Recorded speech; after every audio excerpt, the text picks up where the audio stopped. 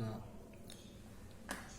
আজকে আমরা class 7-এর chapter 1-এর যে পদার্থের অবস্থার পরিবর্তন আর সম্পর্কিত যে বিষয়গুলি আছে, আমরা পদার্থের যে অবস্থার পরিবর্তনের বিভিন্ন যে নাম, গলন, কঠিনীভবন, এগুলো আমরা শিখেছি। কেন হয় পরিবর্তন, তাপ প্রয়োগের ফলে, সেগুলোও শিখেছি। আজকে আমরা বলবো গলনাঙ্ক, স্ফুটনাঙ্ক, হিমাঙ্ক, melting point, boiling point and freezing point of substances. ফার্স্টে আমরা আসছি মেল্টিং পয়েন্ট, গলনাঙ্ক। ফার্স্ট আমরা বলবো মেল্টিং পয়েন্ট।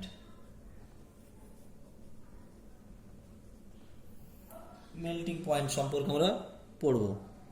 তো মেল্টিং পয়েন্ট বা গলনাঙ্ক কি না, আমরা একটা উদাহরণ নিই। ধরো আমার একটা পাত্রে বরফের একটা টুকরো নিয়েছি, ice, we take ice in container.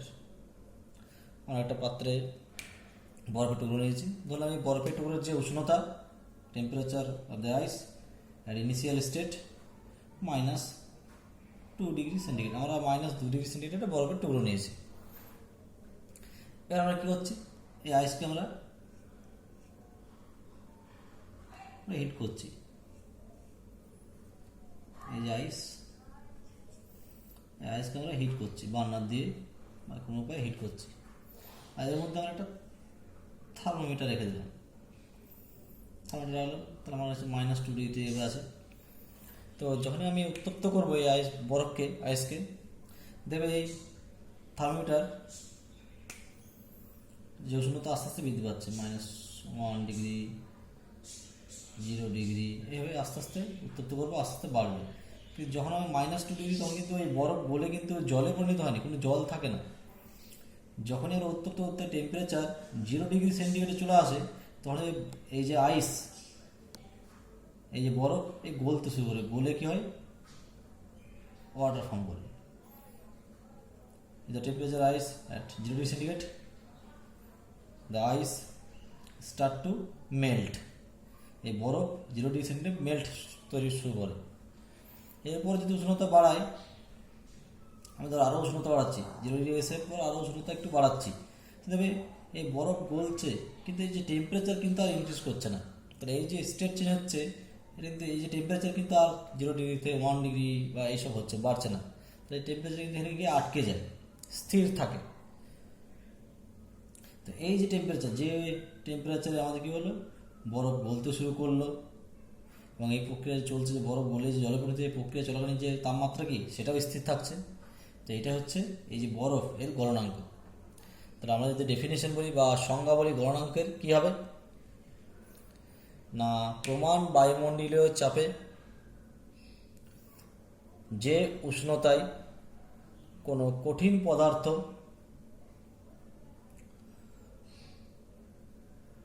গলে তরলে পরিণত হতে শুরু করে এবং সমস্ত প্রক্রিয়া চলাকালীন ওই উষ্ণতা স্থির থাকে, প্রক্রিয়ায় চলবে, উষ্ণতা স্থির থাকে, সেই উষ্ণতাকে ওই কঠিন পদার্থের গলনাঙ্ক বলে। আবার বলছি, প্রমাণ বায়ুমণ্ডলীয় চাপে যে উষ্ণতায় কোনো কঠিন পদার্থ গলে তরলে পরিণত হতে শুরু করে এবং সমস্ত প্রক্রিয়া চলাকালীন ওই উষ্ণতা স্থির থাকে, সেই উষ্ণতাকে ওই কঠিন পদার্থের গলনাঙ্ক বলে। The temperature at which a solid substance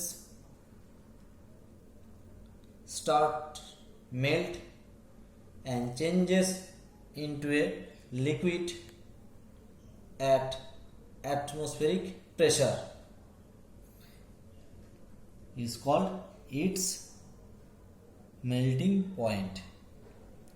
আবার বলছি, the temperature at which a solid substance start melt and changes into a liquid substance at atmospheric pressure is called its melting point. তাহলে এটা হচ্ছে আমাদের গলনাঙ্ক বা মেল্টিং পয়েন্ট। এরপরে আসছে আমরা স্ফুটনাঙ্ক। তাহলে আমাদের বরফ কি হলো, গলে জলে পরিণত হয়ে গেল আমাদের। তাহলে এবার আমরা কি নিচ্ছি, এবার আসছে আমাদের নেক্সট হচ্ছে বয়েলিং পয়েন্ট, স্ফুটনাঙ্ক। বয়েলিং পয়েন্ট বা স্ফুটনাঙ্ক সেটা আমরা আসছি। তবে কি বললাম, একটা পাত্রে কিছু জল নিলাম, water, we take some amount of water in a container। ধরলাম এই যে জল, এখানে একটা থার্মোমিটার দিলাম, এই যে জল ধরলাম, জলকে আমরা নিয়েছি 20 ডিগ্রি সেন্টিগ্রেড। এই অবস্থা জলের উষ্ণতা হলাম 20 ডিগ্রি সেন্টিগ্রেড আমরা জল নিয়েছি। তো 20 জল যখন রাখা হচ্ছে, দেখবে এখানে কিন্তু কোনো ভেপার বা বাষ্প কিন্তু পাবো না আমরা, water vapour doesn't form at 20 degree centigrade. এর কি আমরা, তার এখানে টেম্পারেচার কি আছে, 20 ডিগ্রি সেন্টিগ্রেড আছে। হিট করছি, হিট করে কি হবে, temperature increases on heating, temperature বাড়বে। কিন্তু এই টেম্পারেচার কী হলো, 20 থেকে 40 হলো, 40 থেকে 50, 50 থেকে 60, 40 থেকে 50 নয়, 40 থেকে দিলাম 60, 60 থেকে 80, তাহলে দিলাম 100 ডিগ্রি, 100 ডিগ্রি সেন্টিগ্রেড। কিন্তু টেম্পারেচার এভাবে বাড়তে বাড়তে যখন 100 ডিগ্রি সেন্টিগ্রেড হবে, তখন দেখবে এখান থেকে কিন্তু ওয়াটার ভেপার তৈরি হবে, ওয়াটার ভেপার আর স্টিম আর স্টিম, জলীয় বাষ্প তৈরি হবে। আর যখনই জলকে উত্তপ্ত করব, এই জলের যে উষ্ণতা দেবে আস্তে আস্তে বৃদ্ধি পাচ্ছে। Temperature of the water increases from 20 to 40, 40 to 60, 60 to 80 and 100. At 100 degree centigrade, water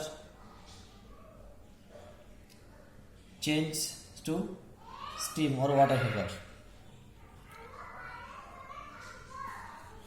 এরপরও যদি আমরা উত্তপ্ত করি এবং জল কী হবে, ফুটতে শুরু করবে, জল স্টার্ট টু বয়েলস।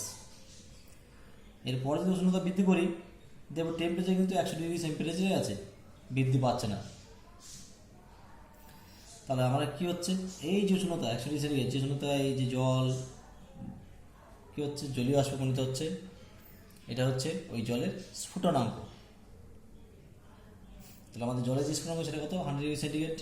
আমরা বলতে পারি এই উষ্ণতায় জল কী হচ্ছে, ফুটতে শুরু করছে এবং বাষ্পে, জলীয় বাষ্পে পরিণত হচ্ছে।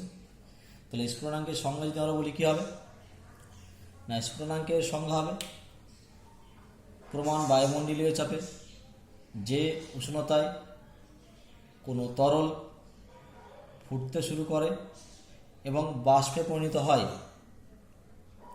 সেই উষ্ণতাকে বলা হচ্ছে ওই তরলের স্ফুটনাঙ্ক। আবার বলছি, প্রমাণ বায়ুমণ্ডলীয় চাপে যে উষ্ণতায় কোনো তরল ফুটতে শুরু করে এবং বাষ্পে পরিণত হয়, সেই উষ্ণতাকে বলা হচ্ছে ওই তরলের স্ফুটনাঙ্ক। যেমন জলের স্ফুটনাঙ্ক হচ্ছে 100 degree centigrade. The temperature at which a liquid start boils বা liquid boil, the temperature at which a liquid boil and changes rapidly into a gas at atmospheric pressure is called its boiling point. The temperature at which a liquid boils and changes rapidly into a gas at atmospheric pressure is called its boiling point. For example, the boiling point of water is 100 degree centigrade at atmospheric pressure. So this is boiling point. Our next topic, freezing point, Himank. freezing point কি,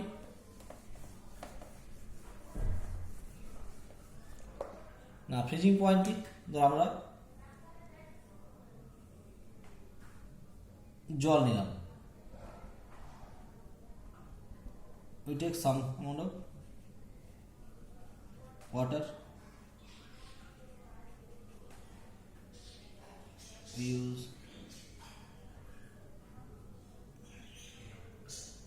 a thermometer,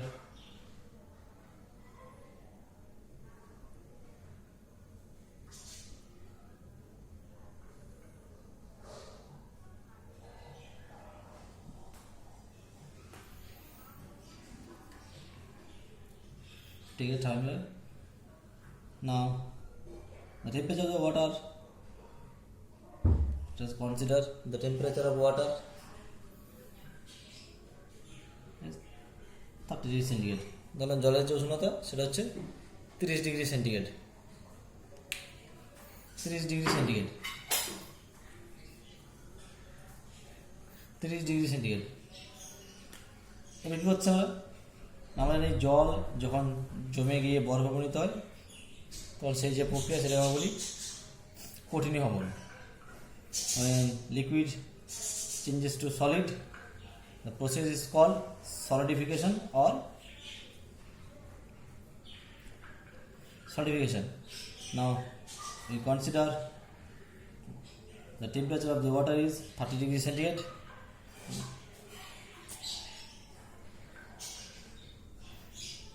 তাহলে আমরা কী হচ্ছে জলকে ঠান্ডা করছি, জলের যে উষ্ণতা সেটা কমাচ্ছি, তাহলে কী হবে টেম্পারেচার কী হবে ডিক্রিজ, টেম্পারেচার আস্তে আস্তে কী হবে কমবে। আমি জলের উষ্ণতা আস্তে আস্তে কমাচ্ছি, তাহলে জলের উষ্ণতা কী হবে ডিক্রিজ হবে, আস্তে আস্তে কমছে। তখন কী হবে 30 the temperature of water changes from 30 to 20, the water does not change into solid. তখনও কিন্তু এই জল জমে কিন্তু বরফে পরিণত হতে থাকে না।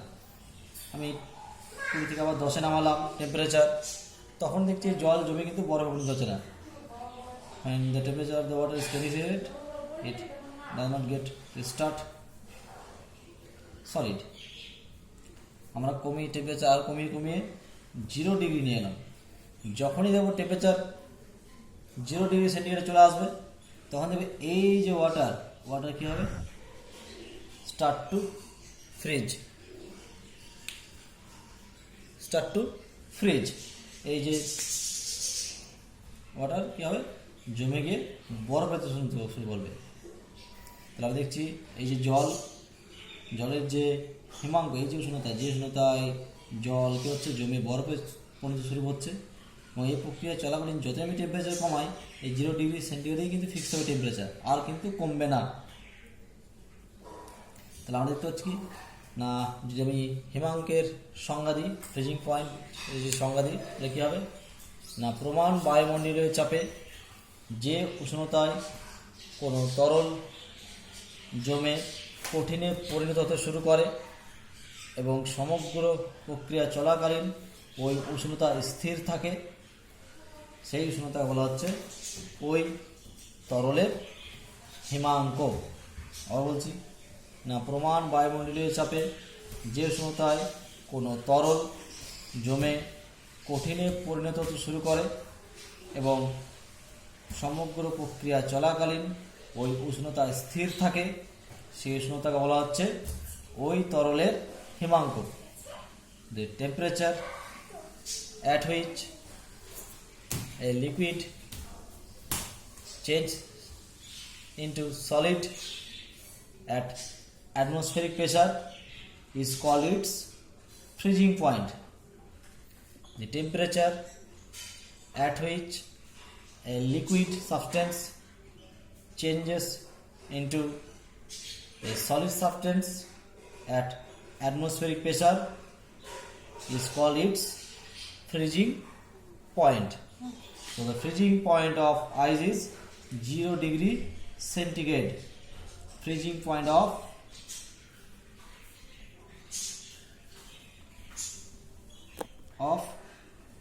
ice is 0 degree centigrade.